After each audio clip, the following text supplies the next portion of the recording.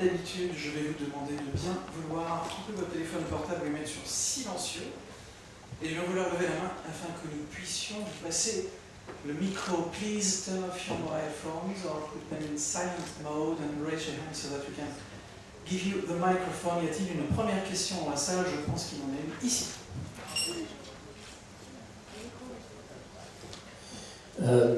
Est-ce qu'on peut dire que c'est un film sur la vie qu'on aimerait avoir, celle dont on rêve, et que le personnage n'est pas dans le film, et que la fin, justement, elle retrouve enfin sa vraie vie, c'est-à-dire qu'elle se reprend possession de sa vraie existence? Bonjour. T'es mal poli. The question is about this gentleman says, would you consider that the movie is a movie about the life that one is dreaming to have, the life you wish to have, and in a way, at the end of the movie, would you consider that the character Nancy actually finally has the life she always dreamt to live? Yeah, I think in a positive interpretation of the film, in a way, you can look at it either as she's a fabulist and she has a very active imagination and in a very oppressed situation, and that she is very creative. You know, when I was working with Andrea Riseborough and the character, we always talked about playing Nancy and creating this character with a lot of empathy. And so when we would do that, we would sort of think about her as like a magician. And so, you know, she has this active imagination and she's trapped in her sort of miserable life. And I think, you know, depending on how easily you're entrapped by her fictions, you know, either you might think that, yes, she has like a fantasy that she's trying to perform or make reality, or that she has a damaged psyche, you know. So I think it's, we really wanted to sort of like play the line between those two things. Yeah. En fait, ça dépend du spectateur, ça dépend de vous quelque part. C'est-à-dire, si vous voyez le film avec vraiment un côté positif, essayez de le voir de la manière la plus positive possible, effectivement, ce que vous dites est juste. C'est vrai que c'est quelqu'un qui se crée pour elle-même une fable, une espèce de monde imaginaire parfait, et on peut effectivement voir ce film de cette manière-là, c'est-à-dire qu'elle essaye de s'échapper d'une vie qui ne lui convient manifestement pas pour aller vers quelque chose de plus rêvé, de plus féerique quelque part. Donc effectivement, il y a ce côté-là qui était de toute façon d'ailleurs un côté de cette histoire sur lequel la réalisatrice Christina a travaillé notamment lorsqu'elle a travaillé avec la comédienne qui interprète le rôle de Nancy, qui est par ailleurs qui est coproductrice du film, la comédienne Andrea Riseborough. Lorsqu'ils ont commencé à parler de ce personnage, eh bien ils ont tout de suite compris qu'il fallait aussi qu'il y ait une empathie qui puisse se créer entre le spectateur et le personnage donc de Nancy. C'est vrai qu'on a presque l'impression, selon encore une fois ce point de vue-là, on peut avoir cette impression que c'est un peu comme une magicienne qui se crée un monde nouveau et hop, tout de suite elle est bien dedans et tout va bien, etc. Mais c'est aussi, ça dépend aussi de la manière dont le spectateur se retrouve quelque part pris au piège de sa propre fiction, de ce monde qu'elle se crée. Ça dépend de la distance que l'on a ou pas avec elle et avec ce qu'elle est en train de faire avec les parents dans le film, ce qu'elle est en train de faire de sa vie. Donc elle a essayé, elle nous le rappelle encore une fois, elle a essayé de rester sur cette ligne justement pour laisser chaque spectateur libre d'interpréter aussi cela comme il le veut, comme il l'entend. Donc essayer vraiment de jouer sur cette ligne entre est-ce qu'elle vit vraiment une belle vie, est-ce qu'elle fait bien son rôle, voilà, c'est un peu du bravo, quoi. Y a-t-il une... Alors là-bas, ensuite ici. Je voulais juste demander... Ah, t'as un micro. Oui, pardon.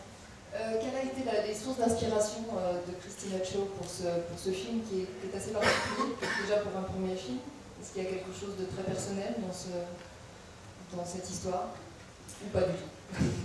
What was your main source of inspiration? Is it something very personally close to you or not at all? I mean, maybe you can talk about what was the starting point of this whole thing. Yeah, I think there's both. On one hand, I wanted to create a sort of morally complicated female character, and then on a personal level, when I started writing the script, I found out that my favorite professor, my favorite writing professor, was a fraud, and he was the type of very charming professor, and we all worshipped everything he said, and he taught us to, write what breaks your heart, because what breaks your heart will mend your heart, in like a very charming Irish accent. And he told us he worked, he was a ghostwriter for huge Hollywood movies, and he was a playwright, and so, we were very enchanted by this person, and eventually found out that he was lying to, the faculty and the students and his own family. And, the majority of people felt very betrayed, but I actually, after a while, I felt like, does it really matter if he was, technically lying, if what I got from the experience was very authentic and truthful, and he still is like one of my, influential teachers in my life and my work. And so that theme is very prevalent in Nancy. Like, doesn't matter if it's alive, what you feel is very true. Bien. Ces sources d'inspiration, me dit-elle, bon déjà, le premier point de départ, c'était le fait qu'elle voulait travailler sur créer un personnage qui soit moralement ambigu, moralement complexe. Ça déjà, en termes de travail pour un scénariste, c'était quelque chose qui l'intéressait. Donc elle a voulu aller dans cette direction-là. Mais également, l'autre source, et peut-être la source principale, en tout cas la source originale de tout cela, c'est qu'il y a quelques années de cela, elle a appris qu'un de ses professeurs, un professeur d'écriture, de littérature, un de ses professeurs qui a été un des professeurs les plus importants pour elle dans son développement, dans son éducation, elle a appris qu'en fait c'était un menteur. C'était un professeur qui parlait avec un accent irlandais très prononcé et qui était charmeur plutôt. C'est-à-dire qu'on était vraiment presque envoûté par cette personne qui était manifestement très intelligente, qui parlait très bien de toutes ces choses-là, qui parfois disait des choses qui étaient presque comme des citations qu'on pourrait regarder. Ce qui vous brise le cœur peut également réparer votre cœur, ce genre de choses. C'était vraiment une personne très très importante dans son développement littéraire et scénaristique.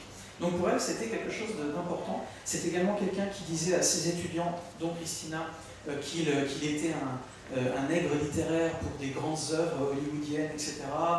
C'est quelqu'un qui disait qu'il écrivait des pièces de théâtre en Europe. Et en fait, elle s'est rendue compte au bout de quelques années, elle a appris que tout ça, en fait, c'était faux. Qu'il n'était pas du tout nègre littéraire, qu'il n'écrivait pas de pièces, etc., etc. Donc c'était vraiment... Alors évidemment, passé le stade où elle a été un peu surprise, elle nous dit que, alors même que la majorité des étudiants qui étaient avec elle dans la classe, avec ce professeur en question, se sont sentis vraiment trahis et vraiment avaient évidemment un ressenti très négatif de toute cette histoire, elle nous dit, il a menti sur son passé, certes, mais ça reste quand même un professeur qui m'a marqué, ses cours m'ont marqué, et ça reste, lorsqu'elle songe, ça reste sans doute le meilleur enseignant qu'elle ait jamais eu pour l'écriture scénaristique, la littérature. Donc quelque part il a menti, mais peu importe, parce que ce qu'elle en retire, ça reste une expérience positive, et c'est ça qui est important. Donc c'est un peu ces deux expériences-là, cette expérience personnelle et l'envie qu'elle avait, encore une fois, d'écrire sur un personnage féminin complexe qui a donné naissance au personnage de Nancy. Monsieur. Hello. There's a lot of talk that in other festivals female directors don't get enough chances, and in the industry as well. What's your take on that?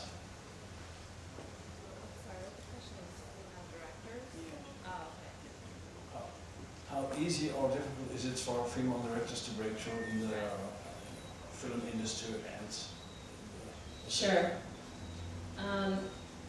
It's getting better. I think in really the last, I think because of the Me Too movement, I think you're seeing a lot of changes in Hollywood, but very recently. I think conversation is finally becoming sort of heard and people are taking action. But yeah, first, I think especially as a woman of color, statistics are not that great, but, I think that, and also I think there was a challenge to make this film that was about a complicated female protagonist, especially in America. I think there's a emphasis on likability, and, Andrea and I we just did not want to do that. We wanted to make a character that, we have seen, in a way, these qualities in so many male characters, like, Taxi Driver, and every single TV show, you have a sort of morally duplicitous character. But yeah, it was not, it was not an easy journey to make the film, but I think I've noticed in the last year, there's definitely people supporting the project, and all our financiers and our executive producers were women, which is pretty rare, and we had a mandate to hire all female department heads, so we had 80% female crew, 50% people of color, and so even though we were such a small production, we really wanted to just try to do that, and even if it's like, somebody that's getting their chance to, in a way, like they get a promotion to be like from second AC to first AC, we just wanted to do the little things like that to contribute to giving other women like a chance. So. La question portait sur le mouvement que nous connaissons tous maintenant depuis quelques années déjà maintenant, sur le fait de mettre en avant des réalisatrices et non pas des réalisateurs, le fait de mettre en avant des femmes dans les rôles, dans les postes clés de réalisation d'un film. Et qu'est-ce que Christina pense de tout cela, de ce thème, elle-même étant donc une femme réalisatrice. Et Christina nous dit que les choses vont mieux depuis le mouvement MeToo que l'on connaît tous. Les choses vont mieux, mais les choses vont mieux depuis très peu de temps. C'est assez récent, c'est vraiment récent, donc il y a encore du travail, hein, c'est un work in progress. Et les statistiques restent encore assez peu positives pour lorsqu'on est une femme qui n'est pas caucasienne aux États-Unis, ça reste quand même assez compliqué aujourd'hui, même si c'est mieux, ça reste quand même assez compliqué de monter un projet comme cela. Mais effectivement, elle a été de l'avant, ça a été d'autant plus compliqué que le personnage principal du film est une femme. Donc forcément c'est encore difficile aujourd'hui de monter un film lorsqu'on a un personnage qui est moralement complexe, ambigu et qui est une femme. C'est possible, mais c'est difficile. On a vu beaucoup de films qui utilisaient des personnages masculins. On est habitué à voir plutôt des hommes avoir ce genre de caractéristiques pour un personnage. Je ne sais pas, par exemple, elle a cité Robert De Niro dans Taxi Driver, ce genre de choses. On est habitué à ça. Quand ce sont des femmes, c'est un peu plus inhabituel et donc c'est un peu plus difficile de décider à un financier à donner de l'argent pour faire ce genre de film. Mais c'est vrai que dès le départ, Andrea et elle, donc la comédienne principale, ont décidé d'aller vers ce personnage-là, même si elles savaient que ce ne serait pas forcément facile de trouver des financements. Ça n'a pas été facile du tout, mais elle a quand même réussi à trouver des personnes, des organismes qui ont soutenu le projet financièrement ou autre. Elle a quand même réussi à faire ce film avec 80% de l'équipe. 80%, c'est énorme. De l'équipe, ce sont des femmes. Toutes les personnes qui dirigent, par exemple la personne qui dirige le département décor, le département ceci, le département cela, sont des femmes. 50% des personnes travaillant sur le projet ne sont pas caucasiennes. Donc c'était vraiment quelque chose d'assez nouveau. C'était possible puisque le film existe et que vous avez pu le voir aujourd'hui. Donc c'est quand même quelque chose qui est très bien. Et même de la même manière, par exemple, parfois il lui est arrivé d'engager, parce que c'est pas forcément facile non plus de trouver telle ou telle femme pour tel ou tel poste, donc parfois il y a des personnes qui ont tout à coup eu une promotion, ce qui aux États-Unis, pour ceux qui ne le savent pas, est quelque chose d'assez difficile à obtenir. C'est-à-dire que quand on est premier assistant par exemple, quand on est deuxième assistant par exemple, on reste deuxième assistant en général un certain temps avant de pouvoir passer premier assistant. Bien là par exemple, elle a eu l'opportunité de faire passer plusieurs personnes de deuxième assistant à premier assistant, ce genre de choses. Donc à chaque fois, c'est trouver un côté positif pour pouvoir engager le plus de personnes possible qui n'étaient pas forcément les personnes les plus aisées à engager pour tel ou tel poste. Une autre question, je crois, ici même.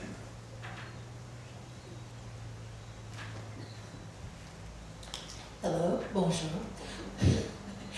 We saw the logo at the beginning of the film for e-cinema. I don't know if I should jump to the conclusion that that means your film will be distributed exclusively in streaming form here in France. Whether that's true or not, could you, obviously your movie played magnificently on this gorgeous, huge screen with an audience. Could you tell us what your thoughts are about the future of movie-going? Because here in France, there's an effort to still assemble people in public spaces to watch movies. Thank you. Thank you for the gorgeous explaining out of the It's kind of a big question, but it's funny because I've always loved foreign cinema and kind of prefer, the films that I see, like not so much American, but all over the world, and so it's nice to present the film in France, where maybe it's a stereotype, but I feel like people are more cinephiles here.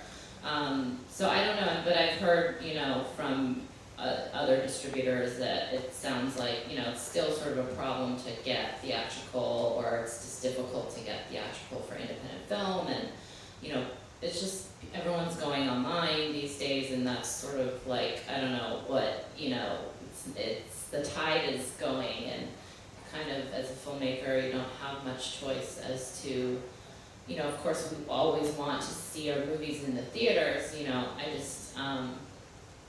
I don't really know if it's going to change, or people maybe will find it as like a, nostalgic thing to go to the theater, and I don't know how to stop it from just all going on streaming, so it's sort of, I've already kind of accepted it. Actually, what about the United States? Is the movie already distributed? Oh yeah, so we have already done our theatrical run in the US, and then they will be on iTunes and Amazon and all the other platforms on September 11th, which is where I expect to see more audience anyway. So, on the other hand, it's like, it's good to have as many people access it as possible, and the internet does help with that. So.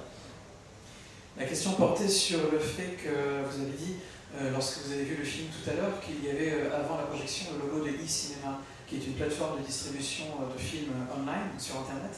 Et donc la question portait sur le fait, est-ce que le film va donc être visible uniquement en streaming en France, ou est-ce qu'il y aura des sorties en salle, et effectivement, la réalisatrice nous dit que elle est ravie que le film soit présenté déjà en festival.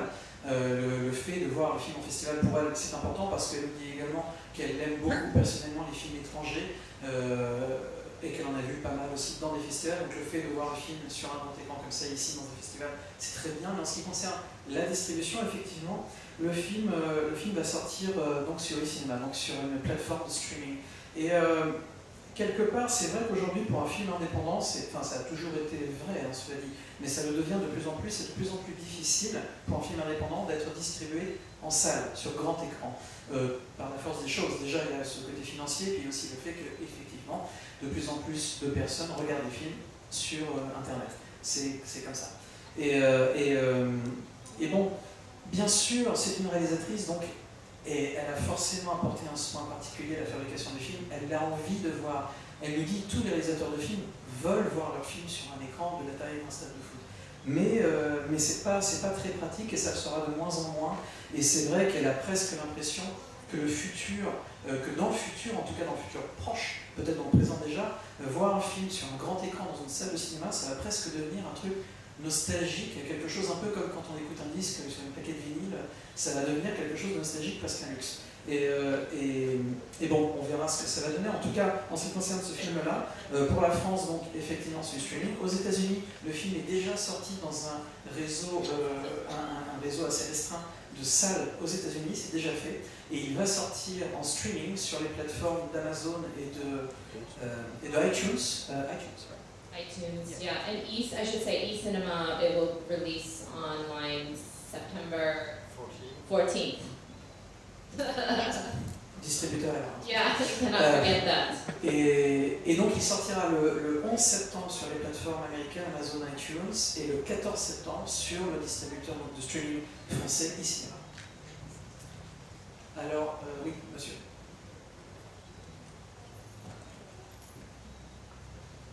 With that in mind, that the film will probably be seen by audiences online on their computers or their iPhones or whatever, there's a moment in the film when she goes to see the parents, and I went, oh wait, it's full screen, you know, and something like that, which is just smacks you in the face in a movie theater, may pass, you know, completely unnoticed. I don't know.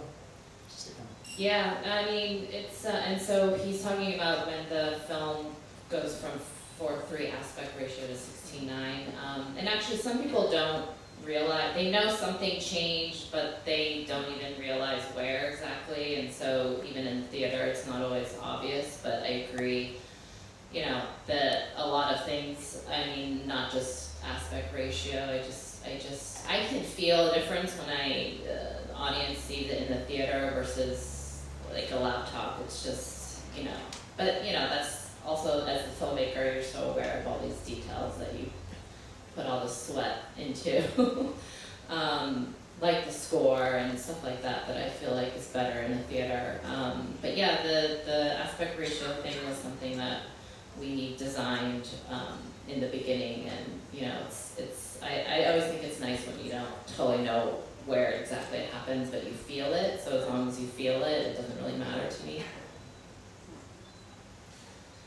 La question portait sur le fait que dans le film, il y a cette séquence à un moment donné où tout à coup on passe, enfin, ce que monsieur disait, passer en plein écran, qui est en fait un changement de format, un peu comme dans le film d'hier, pour ceux qui l'ont vu, lorsqu'on passe du 4/3 au 16/9. Et il pose la question, est-ce que les personnes qui vont voir le film sur par exemple, l'écran d'un smartphone vont avoir la même sensation que lui a eu en voyant le film dans une salle de cinéma? Et Christina répond que en même temps, peut-être que vous avez ressenti ça de manière vraiment très claire, parce que vous-même, vous êtes critique cinéma, vous êtes habitué, peut-être vous êtes habitué aux salles de cinéma, vous avez un œil exercé au film, et peut-être, nous dit-elle, que la majorité des spectateurs qui le verraient sur l'écran d'un smartphone ou dans une salle de cinéma ne comprendraient pas instinctivement, c'est-à-dire ne verraient pas tout de suite le changement de format, ne le comprendraient pas, mais le ressentiraient. Et à ce moment-là, peut-être que les personnes qui sont habituées à voir des films, même sur un petit écran, le ressentiraient aussi, même sans être forcément capables de l'exprimer clairement. Donc, bon, on verra, la différence de perception va sans doute changer avec chaque spectateur, et c'est pas, de toute façon, c'est pas quelque chose qu'elle a en main, donc elle pense pas que c'est si dramatique que ça pour le moment. Mais on verra. Oui. But also, I just want, nobody should watch a movie on a smartphone. I mean, it's like, why do people do that? I should ask my nephew, my niece. Yeah, if you're under 21, it's whatever, but if you're an adult, you shouldn't do that. Donc toutes les personnes de moins de 21 ans ne sont pas des adultes, merci. Christina nous dit que c'est vrai que de toute façon, au-delà de la question, il est vrai qu'aujourd'hui, se dire je vais regarder un film uniquement sur l'écran d'un smartphone, il n'y a pas de sens, quoi. Pourquoi quelqu'un ferait cela? Mais c'est vrai qu'aujourd'hui, malheureusement, beaucoup de gens, principalement des gens plutôt jeunes, ont tendance à regarder de plus en plus de films uniquement sur l'écran d'un smartphone, et c'est triste, mais c'est un autre débat. Y a-t-il une autre question? Madame. Avec un micro toujours. Je reviens sur la difficulté de monter un projet réalisé par une femme. Vous avez quand même réuni un casting qui est assez impressionnant, dont Steve Buscemi. Est-ce que ça peut convaincre? Est-ce que c'est, enfin, comme la poule et l'œuf, par où ça a commencé? Vous avez convaincu est-ce que les acteurs peuvent être déterminants pour monter un projet financièrement? Ou est-ce que au départ c'était la conviction des acteurs avec votre scénario?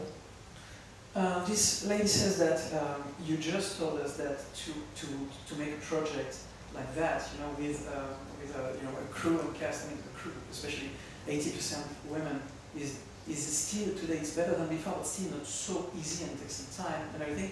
But at the same time, your casting, for example, is amazing.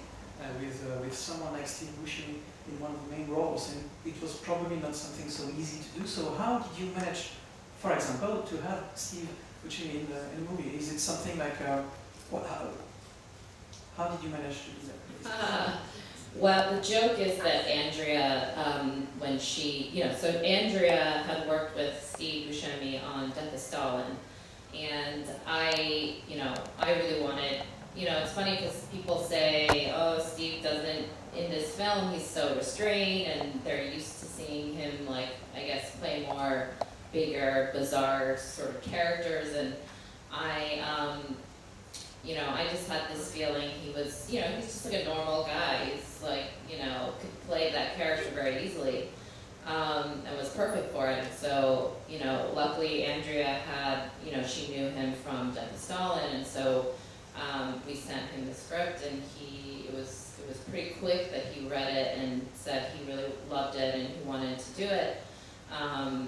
But Andrea made a joke of like telling Steve like, oh, you should do it because you'll be surrounded by like 40 women. But that's not why he did it, honestly. But maybe, I don't know. I mean, he did say he had a very good time on set. I don't think he's, and I think most of the actors are not used to having, that 80% women on sets, and they definitely noticed a different sort of vibe. But, as far as casting, I got the dream cast for my first film. Like, I feel very lucky. And Andrea was my first obsession, and, I attached her at least 4 years ago. And I had not known of her work until we were casting, and was sort of blown away by her filmography. And if you don't know her work, you'll want to see her play. She's a chameleon. She plays so many different characters. And it's kind of like perfect that she plays an imposter. I didn't really think about it at the time. I was just thinking I thought, the most brilliant actress, of that age, that generation. And so, yeah, through Andrea, we did get the script to John Leguizamo. Ann Dowd was someone I was obsessed with for 4 or 5 years, so we attached her early on. J. Smith Cameron, who plays the mother, is, I think, amazing, and she was someone that I admired from Margaret, which is a Kenneth Lonergan film. And you might have seen her in Rectify or some other TV shows and films. En fait, au départ, ce qui s'est passé pour attacher Steve Buscemi au projet, ce qui s'est passé, c'est que Andrea, donc la comédienne principale, et également co-productrice du film, avait déjà travaillé avec Steve Buscemi sur un film précédemment. Et du coup, au départ, elles ont commencé à en parler. Et d'autres personnes me disaient à Christina, mais je ne sais pas si Steve Buscemi est peut-être le meilleur rôle, la meilleure personne pour jouer ce rôle-là, parce que c'est quelqu'un qu'on a souvent l'habitude aussi de voir dans des rôles bigger than life, c'est-à-dire très très très fort, etc. Et là, on avait vraiment besoin d'avoir un comédien qui puisse jouer, entre guillemets, quelqu'un de normal, presque défacé. Mais Christina savait que Steve Buscemi pourrait jouer ce rôle-là. Donc elle a demandé à Andrea de lui faire passer le scénario. Il l'a reçu, il l'a lu, il l'a aimé, il a voulu participer au film. Et puis voilà, ça s'est fait quelque part assez simplement, et ça s'est fait par la force du scénario. Donc là, en l'occurrence, c'est le scénario qui a décidé Steve Buscemi à participer à ce film. Et puis en plus de ça, elles avaient une blague un peu comme ça de lui dire, en plus Steve, ça va être super parce que tu vas jouer sur ce film, tu seras entouré de 40 femmes tout autour de toi, c'est super. Mais c'est évidemment pas pour cette raison-là qu'il a accepté, évidemment. Et quelque part, elle me dit qu'elle avait un casting de rêve, ce qu'on dit le Dreamcast, hein, c'est pas la console de jeu, le casting de rêve. Et effectivement, elle avait tous les comédiens dont elle avait vraiment envie pour chaque rôle, quelqu'un comme John Leguizamo, un comédien dont elle rêvait, avec lequel elle rêvait de tourner depuis 5 ans. Elle a réussi à l'avoir. Ils ont réussi à avoir également la comédienne qui joue la mère, mais principalement, nous dit-elle, Andrea, bien sûr, elle la connaît depuis 4 ans, c'était 4 ans déjà depuis qu'elle est attachée au projet, mais elle ne l'avait pas vraiment vu jouer dans ce rôle-là, et lorsqu'elle a réellement fait le casting pour ce rôle-là, elle s'est rendue compte que c'était une comédienne extraordinaire. Elle a commencé à regarder les autres films, et d'ailleurs elle vous dit peut-être que vous avez envie de voir d'autres films que cette comédienne a fait, et vous devriez, parce qu'elle est vraiment capable de passer d'un personnage à l'autre comme ça, vraiment très différent. C'est un vrai caméléon, nous dit-elle, elle est capable de tout jouer. Donc elle considère même, à vrai dire, Andrea comme étant, sans aucun doute, une des meilleures comédiennes de sa génération. Donc encore une fois, pour elle, c'est vrai que le casting n'a pas été si compliqué que ça, et qu'elle est ravie d'avoir eu ces comédiens-là qui ont vraiment été les meilleurs possibles pour jouer ces rôles-là. Et cette conférence de presse est terminée. The press conference is over.